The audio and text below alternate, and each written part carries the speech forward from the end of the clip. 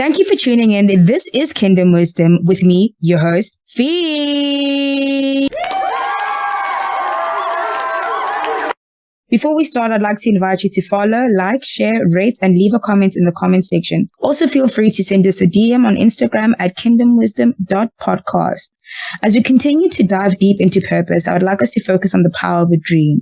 And to help me do that, today I'm joined by Tanzanian's first rapper to have a billboard in New York Times Square, a personal friend of mine. The name is Leslie Carl Leslie.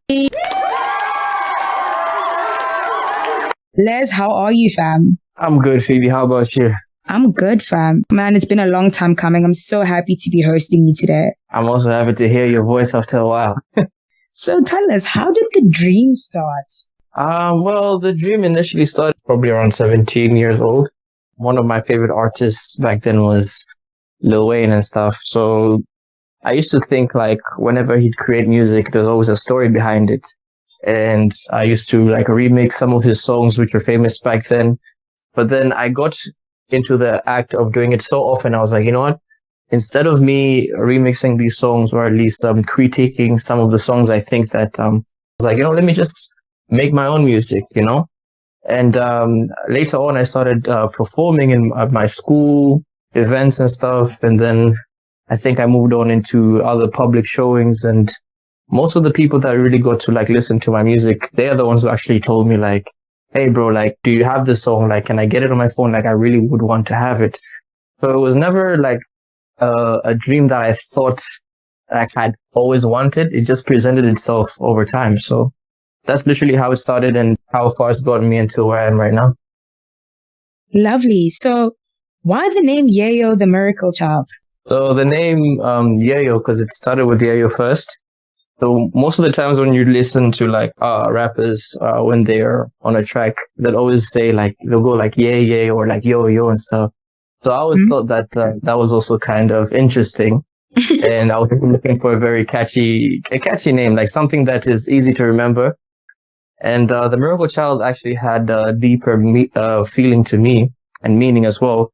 Is because I think during 2016, if I'm not mistaken, I actually went to China to pursue my education and stuff. I think I was there for like probably like 7 months.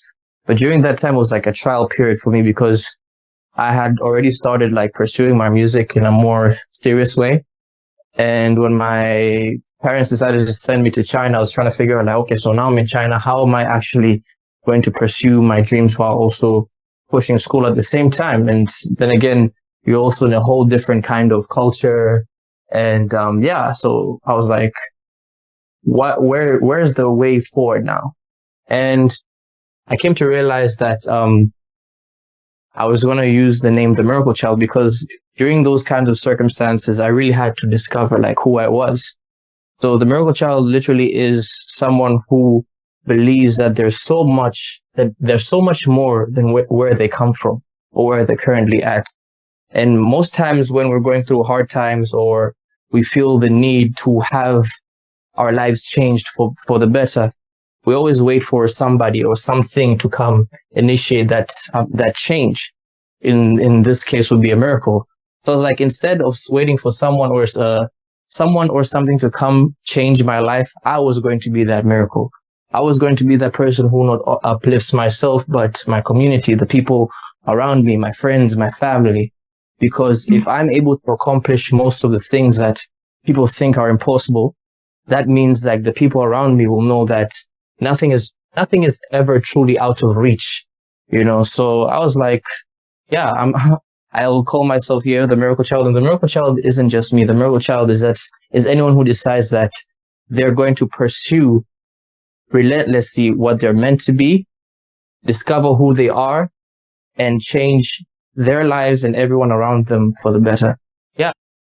I never knew it was that deep, but I think I love the fact that like you always carry TMC with you to remind yourself that it's a miracle that I'm here and I'm going to continue to pursue big things because I'm not going in alone.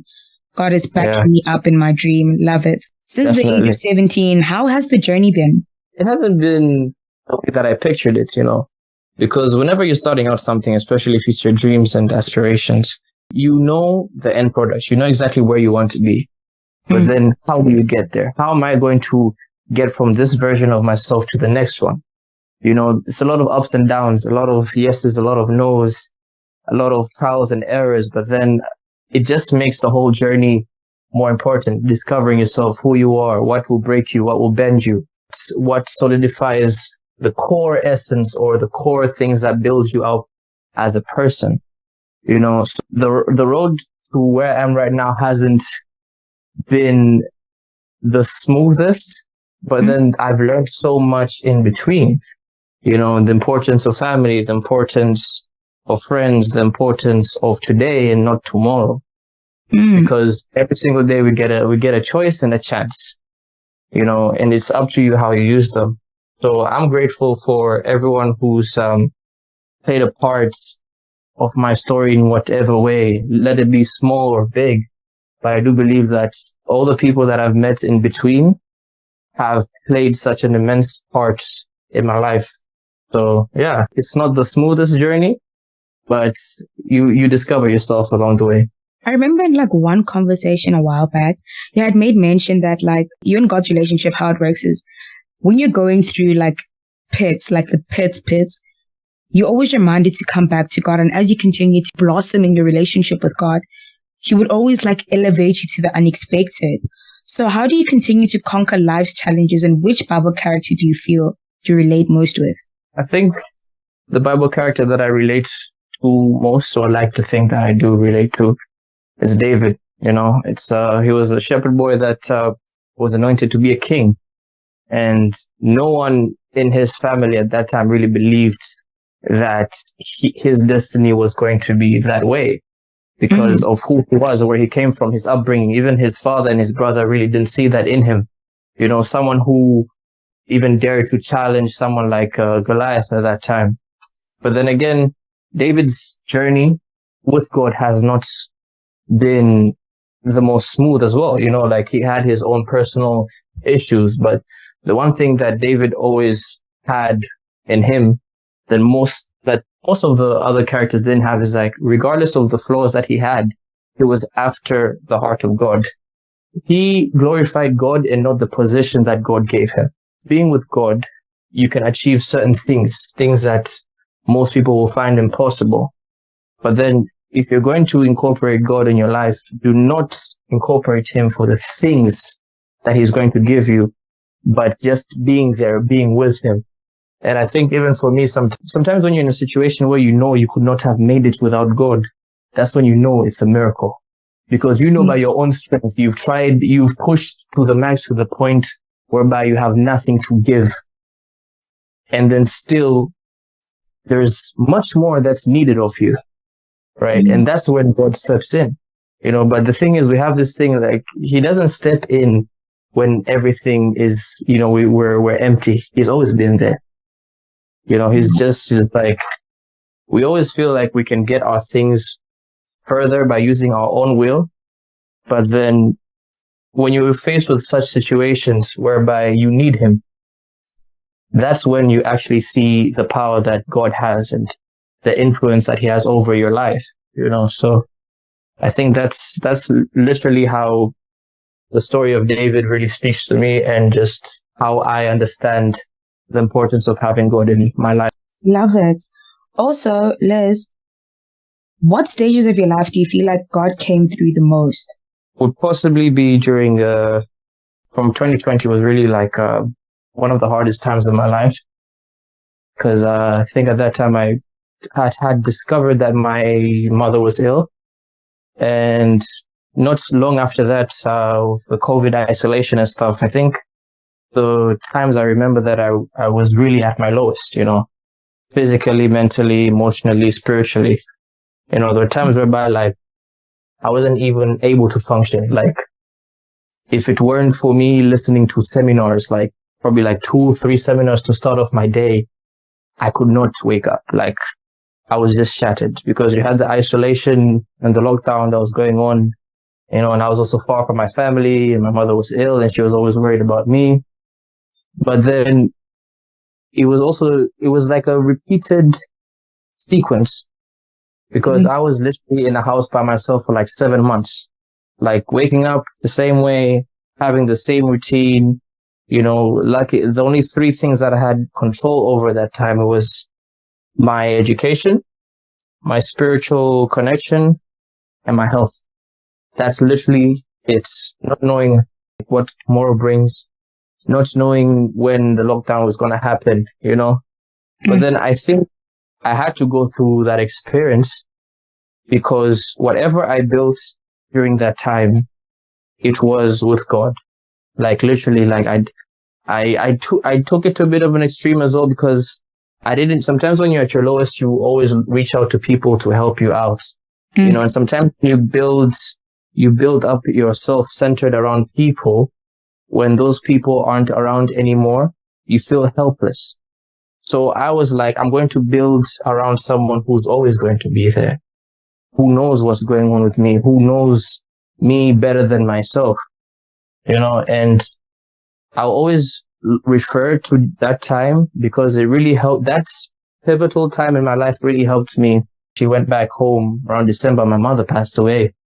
And even until where I am right now, like having that happen, having my father also pass away, like there's certain things that would have taken me worse than anything else. But because I understood that I was not going through that by myself, I think it just made me interpret and just understand how life works. And we might think that God always wants what's best for us, but then not in the way that we think. So it's not just praising God for the good that is done, but also praising him when he does things that makes you question his decisions. And you still praise him because his understanding is way different from yours. Godly understanding and human understanding are different things. So it may hurt me now, but then in the future, I would definitely know and I'll come to understand that it built me in a way that during that time, I wouldn't understand until I came to this exact moment. And as I look back, I appreciate what he was able to do for me. Wow. Yeah. But speaking of what he was able to do for you, I want you to just explain the importance of winning Take Back the Mic in 2021, yeah? Yeah, 2021. I think it was just, we always have this belief that everything happens for a reason, right? Not really. Sometimes things just happen and it's up to us to give it purpose. Like, why did this thing happen to me? What's the importance of it? And for me, the reason that I also really wanted to win that competition is because I knew during that time, like I was actually going to take a step back from doing music and just focus on my academics because it was actually my last year of university, and during that time, it was also still the same year whereby like I was dealing with the loss of my mother and I was really trying to understand how I was going to balance everything out. Right. Yeah. And then when I first heard about the competition, I was like, you know what? Why not join? You never know what doors it could open and stuff. That was my focus. That was the one thing that I could have accomplished with that would prove to people that the circumstances that you're in right now cannot fully define you. And I knew what it would have taken away from me when it came to like really pushing for that competition. Anything worthwhile or worth doing takes a lot of sacrifice, and I had this belief that we live in this world whereby we have one God, right? Yeah. And he does miracles for a lot of people. We read about these people, like in different countries and stuff. And I was like, for this competition, instead of me and everyone else who automatically thinks somebody else is going to win it, I was like, why don't I win it? Why shouldn't I be the example to everyone that sometimes you can actually achieve the impossible? Miracle child, yeah. And, yeah. And I think you're one of the few people who really got to witness what it really took to win that competition. Like I was pushing and giving more than I had. And I came to it, but I had nothing more to give. I had nothing more to give. I'd done my best. And sometimes God just wants to see as well, like, how much do you want something? If you pray about it, you pray and you tell me about it, but what are you willing to give up? Because if you really think about it, you're not the only person who's praying for something. So what differentiates you from them? Like, why should I, in a way, like, why should I answer your prayer? Because I do, in my own practical way, I believe that God also sees our deeds. True. You know, you can just pray, you say like, okay, God, I want a car, but you're not working to make money to get a car, right? You're not doing that. Or God, I want to have a healthier life, but you're not really exercising or eating the right food for him to actually like it. You have to meet him in the middle somewhere. You know, he cannot just do everything for you, because if he does everything for you, there's not going to be any importance of him answering your prayer. True. You know, because sometimes we know the importance or the value of him giving something to you that you never thought you're going to receive. It won't be special if God always answered your prayer, because you would always expect him to do something for you. But then again, what are you doing to glorify him? Like, how will you know that he really played a part in your life? Yeah, this is the moment where it was beyond my strength and it was just fully him taking. Yeah, it's completely, because there was even a time during the competition itself where I was like, I had done everything. Like, I was not skipping any day. I made sure that I gave it my all. If I gave it my all, if God just gave a little bit of his will, it would be done. He doesn't have to be too much. He just has to do a little. Because what God does, the little stuff that God does for our lives can affect the whole generation. True. So I just wanted to do something to make him notice that I wasn't just praying about it, but I really wanted to accomplish it. And if it happened for me, that means even the people around me, the ones who are my family, my friends, and they said, I can accomplish this because Leslie did it. You know, I was with him, I studied with him, he's my friend, he's my brother. And I always had this belief that in the future, I want to tell not just my children, but my nieces, my nephews, that you can accomplish and be anything you want because I did it, not someone else. I did it. You know, so yeah, that's just how I've come to understand the importance of having him in my life and just, you know, incorporating him in everything that I do. Speaking of long nights, remember those long nights we used to spend in the library, like from foundation, fam? We actually met in foundation. I think that was plus minus 6 years ago in the library studying, fam. What is the importance of education and what role has it played in your journey? I mean, education really played a big role in my journey because my parents always made sure that regardless of whatever I decided to pursue, I would also achieve my academics to the level that I want to get to. You know, they want to position me in a world whereby in case things don't go the way that I want, I didn't have another choice, another plan B. You know, and plus education just also allows you to open other doors and just learn things that you did not know beforehand. And it was also another way to show my parents how committed I was. You know, I was always trying to make sure that even though I am trying to pursue my career in music, but for me, I don't even think my music is just the end. I think it's just a step. It's just a step in whatever God wants to bring into my life. But then even with my education, I had to make sure that the same amount of time that I'm willing to put into dedicating, the same amount of time I was putting to my music was the same amount of hard work I was also putting into my academics. You know, because our parents sacrificed a lot to put us in the positions that we're in right now. And the last thing that we want to do is disappoint them. So yeah, education was really the key element to making sure that even my parents knew that my son can actually do and perform way better in things that he may not want, but he knows are necessary for him to succeed. Wow. So, Les, when are you releasing that song, that track, that album? I've been working on a lot of songs this past couple of months. You know, last year things didn't go the way that I planned, especially after losing my father and stuff. So I really had to take a step back and reevaluate who I was. You know, what kind of energy am I bringing into it? So for me, I've just been working at creating songs that are me, you know, true essence of me. Like if someone ever wants to know who I am or what kind of person I was, they just have to listen to my music, you know, because that's the only thing that I have in control of, you know. That for me, that's my legacy. My legacy is not going to be my children. My children are going to have their own lives to lead. They're going to make their own decisions. Like that's if God keeps me around long enough, you know, because time is valuable, right? Yeah. And for me, I'm creating something that hopefully will remain even before or even after when I'm not here anymore. You get me? So that's why it's always special. Like I feel being able to create music or give people a part of myself that will always be with them is something special, you know? So I'm really excited the final stages of finishing my projects, but as soon as they're ready, feel and get a better understanding of who I am and, my passion for music. Lovely.